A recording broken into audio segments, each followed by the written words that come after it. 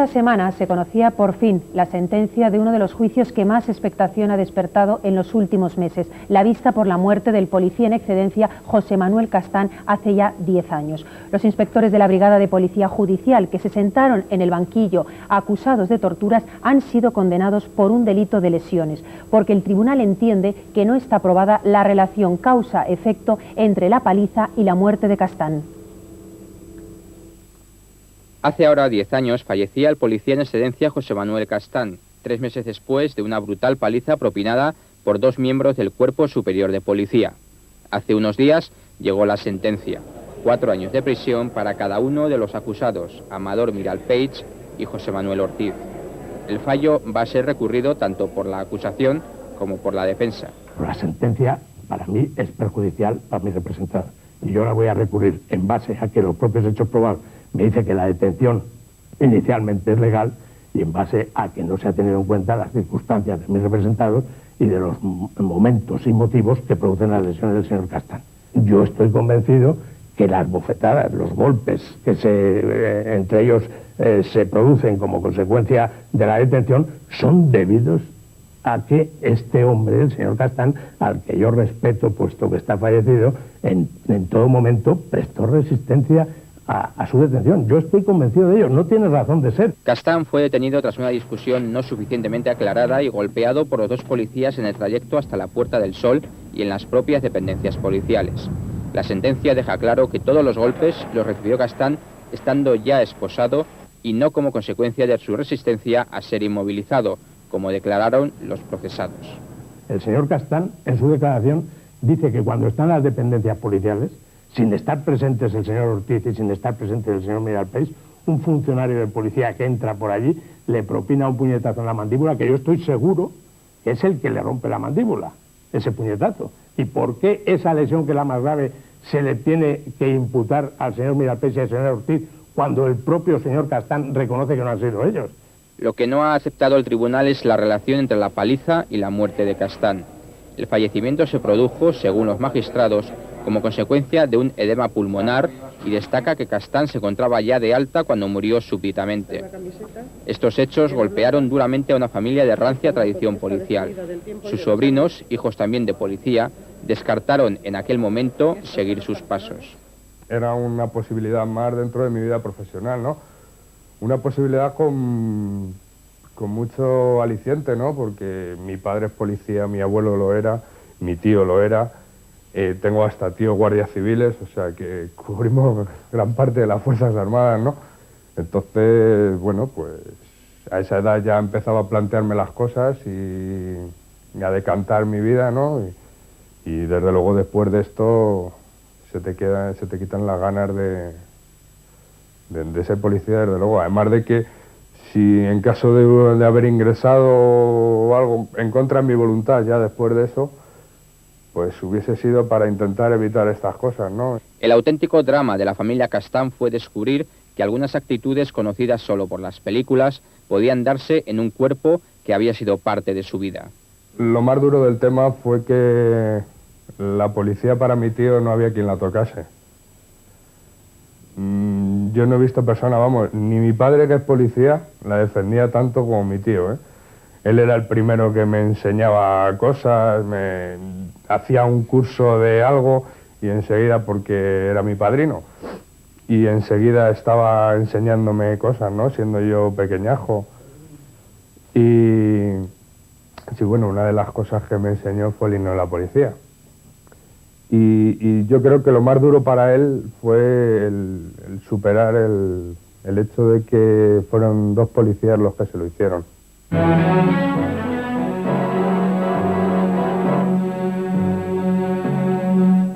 Eran los testimonios que recogí, la sentencia que recogía nuestro compañero Marino Holgado, que cada semana además nos informa sobre los juicios más importantes que ocurren en nuestra comunidad. Una sentencia sin duda polémica y de ella vamos a hablar hoy en nuestro programa. Con Jaime Sanz de Bremón, muy buenas noches. Buenas noches. Abogado de la acusación, representa lógicamente a la familia de Manuel Castán.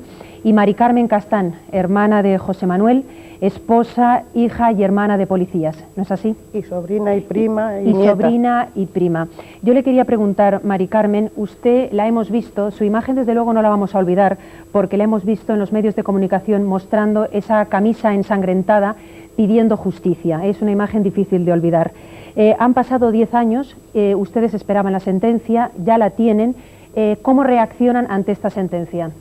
¿Qué les parece? Increíble, increíble, porque mira, Cristina, yo creo que si los magistrados no hubieran visto claro lo que pasó, pues tendrían una disculpa no fallando en contra y echando tampoco castigo. Pero en la sentencia está reflejado exactamente lo que pasó. Incluso reconocen que las lesiones y las heridas que fueron ellos rápidamente a por un parte médico a la casa de socorro, se las habían producido pegando a mi hermano, de los palos que le dieron a mi hermano. Se recoge todo. Una cosa que os quiero aclarar es que el abogado defensor de estos individuos pues ha salido diciendo que respeta a Castán, que tal. Mira si hasta él estará convencido de lo que le hicieron a mi hermano, que nada más terminar el juicio, las conclusiones, salió y en lugar de ir con ellos, vino al grupito de nuestra familia y nos dijo que por favor que le perdonáramos si nos había faltado a nosotros o a mi hermano. Carmen, a una familia de policías, ¿cómo les afecta un suceso de este calibre? Bueno, pues has podido ver a mi hijo, este es el mayor, el otro no estaba en casa cuando le hicieron el vídeo, pero podría haberte dicho lo mismo. Mira, nos rompieron el norte totalmente. La policía en mi casa era intocable, lo mismo que para mí y para todos. O sea, la policía era nuestra policía y sobre todo de mi hermano. Y bueno, pues al ver esto, jamás en la vida lo pensábamos. A mí me comentaban la policía hecho y yo decía, no digáis tonterías, hombre, la policía si se ponen un poco así le pegan un tortazo, dos, pero esto jamás lo podríamos haber sabido.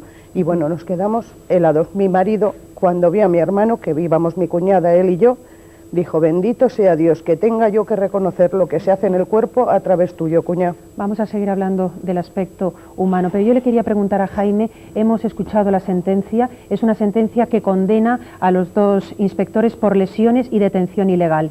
¿Qué le parece a usted esta sentencia? ¿Cuál es su opinión? Bueno, yo diría que quizás lo único de la sentencia que nos satisface, como de alguna forma acaba de decir Mari Carmen, es el apartado, lo que se llama el apartado fáctico, los hechos que se declaran probados, porque efectivamente reconoce que José Manuel Castán Belmonte fue brutalmente golpeado, porque además así lo dice, brutalmente golpeado, con manos, pies e incluso una fusta, estando detenido en las dependencias del Grupo Sexto de la Brigada, de la entonces Brigada Regional de Policía Judicial. Pero salvo este particular, el resto de la sentencia no nos satisface. Y no nos satisface, en primer lugar, porque ya de por sí tuvimos que modificar las conclusiones en la medida en la que, y esto es importante resaltarlo, no podían ser condenados estos policías por un delito de torturas. Y no podían ser condenados por un delito de torturas porque el Código Penal español lo que hace es una definición de torturas mucho más limitada que la definición de torturas que contienen los diversos convenios internacionales que ha suscrito el Estado español. Para que exista tortura según el Código Penal español es necesario que, además de que detengan a una persona y de que golpeen, maltraten a esta persona, esto sea con el fin de obtener un testimonio o una confesión. Con el transcurso de un interrogatorio. Claro, exacto. O sea, quiere decir que en el caso de José Manuel Castán, en el que este es brutalmente golpeado, estando esposado a un radiador, detenido, etcétera, etcétera, como no había una finalidad de arrancarle una confesión o un testimonio, no existe el delito de tortura según el Código Penal español. Sin embargo, y paradójicamente, según todos los convenios internacionales suscritos por el Estado español, pues sí que sería un delito de torturas. Por lo tanto, ya no se les podía condenar por un delito de torturas. En relación con el fallecimiento, bueno, nosotros estimamos que el resultado de la prueba pericial fue suficientemente claro. 3 cardiólogos establecieron que existía una clara relación entre el fallecimiento y el traumatismo. Tengo que corregir la información que se ha dado en el sentido de que José Manuel Castán no fallece habiendo sido dado de alta, fallece habiendo sido de alta hospitalariamente precisamente por la dolencia cardíaca que tenía. Los especialistas consideraron que era mucho mejor que estuviera en su domicilio recuperándose que no que estuviera en el hospital para evitar un mayor estrés que podía incidir en la insuficiencia cardíaca que le había provocado los múltiples traumatismos que había sufrido. Con lo cual estimamos que sí que existe una relación. Seguimos estimando que yo existe quiero una hablar relación. de este tema, vamos a ir por partes. Primero con Antonio, yo creo que es muy importante lo que ha dicho del tema de la tortura, cómo lo contempla el Código Penal, y si existe o no una laguna legal, ¿no? Porque hasta dónde es tortura o no es tortura. Bien, efectivamente, como bien ha dicho mi colega, el Código Español establece que se comete tortura como delito específico, por decirlo de alguna forma, cuando se infligen daños como consecuencia o para obtener un interrogatorio, una declaración o cualquier tipo de actividad de estas. Pero también es cierto que la tortura viene especificada como un agravante peculiar o específica, decirlo de alguna forma, cuando se produce delito de lesiones o me parece que también cuando hay robo. Es decir, que efectivamente yo no sé si se modificó conclusiones en el acto del juicio oral y por tanto si no se acusa de torturas, lógicamente el tribunal no puede condenar por torturas. Pero yo quisiera destacar algo que para mí es mucho más importante, es que efectivamente ustedes han reconocido que lo más importante es el relato de hechos que tiene una sentencia. Las sentencias fundamentalmente constan de 3 partes. El relato de hechos que a juicio del tribunal se ha acreditado en la vista del juicio oral, la fundamentación jurídica, es decir, la calificación que se da a esos hechos y el fallo. Esta sentencia que está dictada por la Audiencia Provincial tiene un recurso ante el Tribunal Supremo, un recurso de casación. Lo más difícil en las casaciones es modificar los hechos probados. Si efectivamente, como se ha dicho, están conformes con el relato de hechos probados que se contiene en la sentencia, tienen abierta la vía a que el Tribunal Supremo modifique esa calificación jurídica y establezca una calificación distinta, incluso unas penas distintas. Entonces, yo creo que eso es importante. Y quisiera hacer un pequeño inciso, simplemente un poco quizá por... ¿Qué te parece la pena a ti? Es que yo no he estado en el juicio, yo no he leído la sentencia. A mí lo que más me ha gustado de todo este asunto quizá es el encabezamiento del reportaje de se acabaron los malos hábitos. Es decir, que a pesar de que la condena sea liviana en orden a esos hechos tan tremendos y que probablemente el Tribunal Supremo pueda acasar la sentencia y modificarla, lo que sí es importante es que estos hechos se acaben y que cuando unas personas sean responsables en mayor medida, o en la medida que sea, de unas actitudes tan execrables, sean condenadas. Hay una cuestión también fundamental, que es la relación causa-efecto entre la muerte o las lesiones y la muerte, que es un problema de forenses y que hablará, supongo, Carmen. Pero quisiera hacer el pequeño inciso que hablaba antes, que es simplemente decir que probablemente el hecho de que a ustedes se les dirigiera el abogado de la defensa es un detalle de humanidad, pero yo creo que nada más. El abogado supongo que defendería con todo su conocimiento y con toda su fuerza a su cliente, y me parece que de ahí lo que extraería es esa consecuencia, esa conclusión de que es un buen profesional y además es una buena persona. Yo pienso que no, lo de buena persona no tengo motivo para discutirlo porque no lo conozco más que de estos 10 o 15 días que ha durado, pero no fue la única vez que que ha venido con nosotros y que se ha referido y que ha estado pidiéndonos disculpas. Y respecto a que ha hecho todo lo que ha podido, pues a lo mejor es que el hombre no sabe más, pero yo sí puedo decir una cosa: si yo estuviera metido en un asunto de esos no lo cogería de abogado. Lo que usted dice de todas maneras es que había de alguna manera un ambiente en la sala que de alguna manera, de una forma les daban la razón, es decir, como diciendo, ustedes tienen Todos. En esencia razón. Cristina, está tan claro que hasta los magistrados han tenido que reconocerlo en el auto de sentencia. O sea, está claro, clarísimo. Más claro que lo que le pasó a mi hermano no existe más que aquí en medio de todas las cámaras, Cristina, yo cojo una pistola, me acerco a ti y te pego un tiro en la sien. No, por Dios, Carmen, no me hagas No, esto, por supuesto, pero más claro solamente eso. Vamos a ir un momentito clarísimo. por partes, que me interesaba y ahora te doy la palabra, Jaime. En este juicio y en otros es muy importante, lo estamos viendo, el tema de la causa y efecto. ¿Cómo lo ves tú, Carmen? En este caso era importantísimo, y en otros casos, ver si la brutal paliza que le dieron guarda relación con la muerte, o por esa dolencia cardíaca que tenía el hermano, a lo mejor esto agilizó o no la muerte. Bueno, no conozco exactamente el caso, pero lo que no cabe duda es que el hecho de que el lesionado esté dado de alta hospitalaria exima de responsabilidad a las lesiones primitivas. Yo en el ejercicio profesional tenemos en muchísimas ocasiones accidentados de tráfico que llegan con vida a un hospital, son tratados, son dados de alta hospitalaria y a los 3 o 4 meses fallecen. Fallecen por un edema agudo de pulmón, por una neumonía que posteriormente se complica, y entonces dicen, bueno, ¿y esto? Pues esto puede tener una relación causa-efecto directa con aquellas primeras lesiones que han determinado un encamamiento, que han determinado un determinado tipo de infección, que ese organismo se ha quedado, digamos, para que todos nos entiendan, resentido, y en un momento determinado pues hace un infarto, hace un edema agudo de pulmón, y hay una causa directa. Sí, que viene posteriormente. Sí, no, en relación, es que quisiera que esto quedara claro, porque lo considero importante, al igual que lo considera importante el propio tribunal. El propio tribunal en la sentencia hace un llamamiento al Poder Legislativo. El propio tribunal en la sentencia, a la hora, en el apartado de su fundamentación jurídica, a la hora de razonar el porqué de su fallo, explica el por qué no puede condenar por torturas, pese a que sí que había una acusación por torturas, porque aquí existía, por un lado, la acusación del Ministerio Fiscal, por otro lado, la acusación de la acusación particular, y por otro lado estaba también personada como acusación popular la Asociación contra la Tortura, que mantuvo la calificación de torturas precisamente para obligar al tribunal a pronunciarse a este respecto. El tribunal lo que hace es un llamamiento al Poder Legislativo en el sentido de que, tal y como está redactado el delito de torturas, determinados supuestos que respecto o teniendo en cuenta lo que establecen convenios internacionales sí serían constitutivos de un delito de torturas, en este país no lo son. Y yo tengo que añadir algo, y lo tengo que decir muy claramente, contraviene además lo dispuesto específicamente en el Convenio Internacional contra la Tortura que suscribió el Estado español en 1987, en el cual además los Estados partes se comprometen y obligan a modificar su legislación para adecuarla a dicho convenio internacional.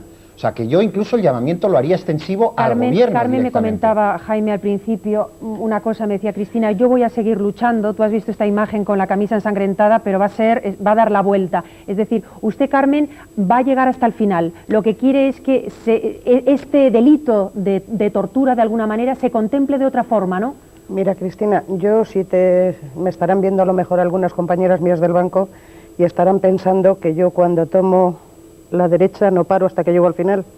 Y efectivamente, he pensado en recoger firmas por todos los sitios, como están haciendo los padres de Alcácer, y voy a dirigirme a todos los partidos políticos, voy a dirigirme al Congreso, al Senado, a todos de nuevo como me dirigí hace 10 años por lo de mi hermano, porque no hay ningún derecho a que si a ti te están intentando sacar información para evitar otro delito y te pegan, si sea tortura, y si a ti te detienen sin motivo ninguno, porque no hay ningún motivo para detenerte, y te matan a palos, eso no son torturas, son lesiones y la pena más baja.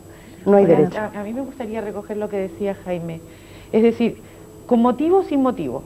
Delincuente o no delincuente. En este país no se puede torturar a nadie nunca más. Evidente. Y torturas son no solamente los golpes, torturas son los daños psíquicos, torturas son las presiones, son las amenazas, es encapuchar a una persona, es hacer parir a una mujer presa esposada. Todas esas son torturas. Y todo eso lo tiene que contemplar el Código. O sea, ya basta de palizas, ya basta de antiguos métodos. Y no son solo los métodos, son las personas las que emplean esos antiguos métodos. Entonces a mí me parece que ha llegado el momento de terminar con el tema de una vez por todas, que lo recoja el Código Penal y que realmente se legisle sobre esta historia. Es que la tortura en España ya, por favor, no tiene razón de ser. No, de hecho, y en relación con el tema de las amenazas, por ejemplo, nosotros también, en la medida en la que sabíamos que no iban a poder condenar por un delito de torturas, acusábamos también de un delito de amenazas. Y es curioso que incluso la sentencia recoge como probado el hecho de que a las 2 de la madrugada a José Manuel Castán, una vez que ya le han pegado la paliza y una vez que ha sido ingresado en calabozos, a las 2 de la madrugada le vuelven a subir arriba y le hacen firmar un papel como si le estuvieran informando de sus derechos constitucionales a las 10 de la noche. O sea, él firma a las 2 de la madrugada que le explican que puede llamar a un abogado y a un familiar, etcétera, como si se lo estuvieran haciendo a las 10 de la noche. Y él evidentemente lo hace porque le dicen que si no lo hace, pues van a volver a pegarle. Otras preguntas que tengo, Jaime, importantes. ¿Los policías van a entrar en prisión? Los policías ¿van a cumplir su condena? Espero que ingresen en prisión. Y en relación con eso yo también quisiera señalar una cuestión, porque también se ha dicho respecto de las penas. Bueno, es que incluso con los delitos por los que han sido condenados, el delito de lesiones por el que ha sido condenado es un delito que está tipificado en el Código Penal con la pena de prisión menor que va de 6 meses a 6 años de prisión menor. Resulta que el tribunal considera que es de aplicación un subtipo agravado de dicho delito, cual es el emplear especial brutalidad.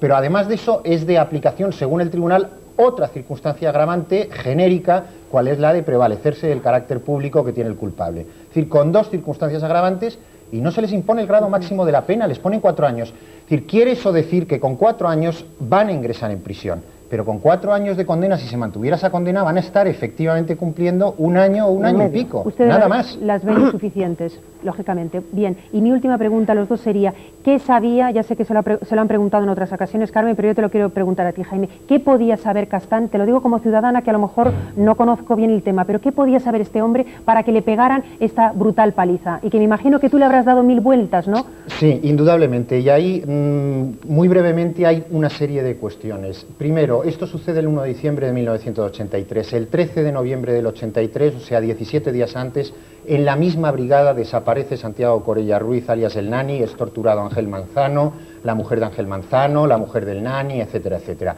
Justo antes también suceden otros hechos que han dado pie a otros juicios, algunos celebrados ya, otros todavía pendientes de celebrar, en relación con la llamada mafia policial. Esto en primer lugar. En segundo lugar, en el club en donde detienen a José Manuel Castán, además de los 2 inspectores de policía y además de José Manuel Castán, está presente, según cuenta José Manuel Castán y todos los demás que ahí están, menos los 2 inspectores de policía y el joyero que estaba con los 2 inspectores de policía, un comisario cuya descripción física se corresponde con el comisario Fernández Álvarez, condenado por 2 asesinatos, por un robo con homicidio, por la desaparición del Nani, por torturas, etcétera, etcétera. ¿Cree que todo guarda relación? Nosotros estamos convencidos porque tiene que haber algo que justifique esa tremenda paliza que le dan, no ya solamente en el coche que le lleva a la dirección, sino cuando ya una vez en la dirección les posan un radiador en el grupo Pues sexto. seguiremos, Jaime, sí. Y sí. nosotros pedimos muchas pruebas para intentar esclarecer estos hechos. El problema es que se nos dice no habían antecedentes que justificaran el que el tribunal admitiera estas pruebas. Evidentemente, porque en aquel entonces tampoco sabíamos todo lo que hemos sabido después. Vamos a seguir hablando, lógicamente, del caso Castán. Yo quería dejarle este último minuto a su hermana. Si puedo, Cristina, querría hacer dos aclaraciones. Bueno, la primera, referente a lo de Jaime, hemos pensado de todo, indudablemente, hasta en eso. Pero a nosotros, a la familia, nos cuesta mucho trabajo pensar. Nosotros creemos que está muy claro que en aquel entonces había 2 cuerpos, el Cuerpo Superior de Policía, superior, y el Cuerpo de Policía Nacional, o el Cuerpo Nacional de Policía. Y ahí no hubo más que un caso de 2 chulos que dijeron, nosotros somos Cuerpo Superior, superiores, y tú eres, con perdón, una mierda de Policía Nacional. Y te vienes porque somos así y te vienes. Para nosotros yo creo que no hubo más que eso. Simplemente es incomprensible que a una persona la maten a palos por eso. Pero para nosotros creo que eso. Y quería hacer una mención a Carmen, creo que te llamas, que es forense.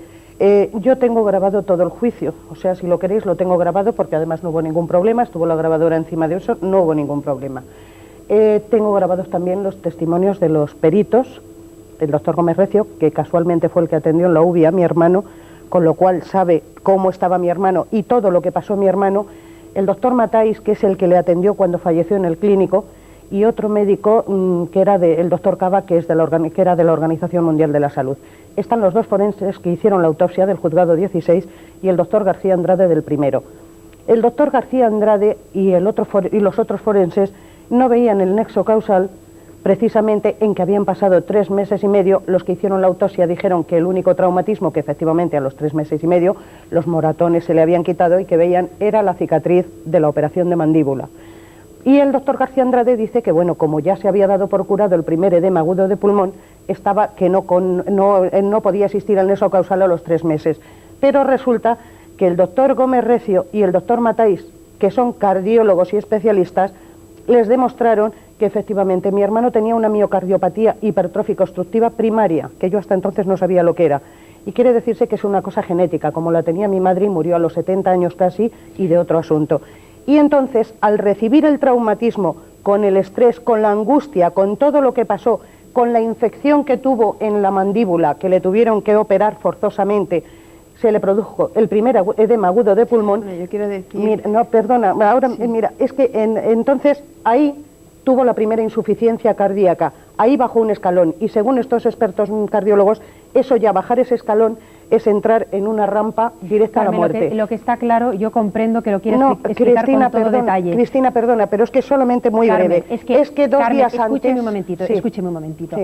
Nosotros hemos querido tocar este tema aquí porque nos parece importante, hemos querido dar a conocer esta sentencia, vamos a seguir siguiendo el tema, vamos a invitarles de nuevo, vamos a invitar a Jaime, porque esto no queda ahí, porque van a recurrir y nosotros queremos mantener a la gente informada. No vamos a extendernos más, ha quedado claro. Yo lo que les quiero dar las gracias a los 2 por estar aquí, por la información que nos han dado y de verdad que vamos a seguir hablando. Carmen, Carmen, no le puedo dar un minutito más decir porque tenemos otros temas y de verdad que no me volvía a entra. tener infección cuando murió. Carmen, por favor, de verdad que se lo agradezco y siga luchando, que desde luego su causa merece la pena. Gracias a los dos. Gracias. Nada, gracias a ti.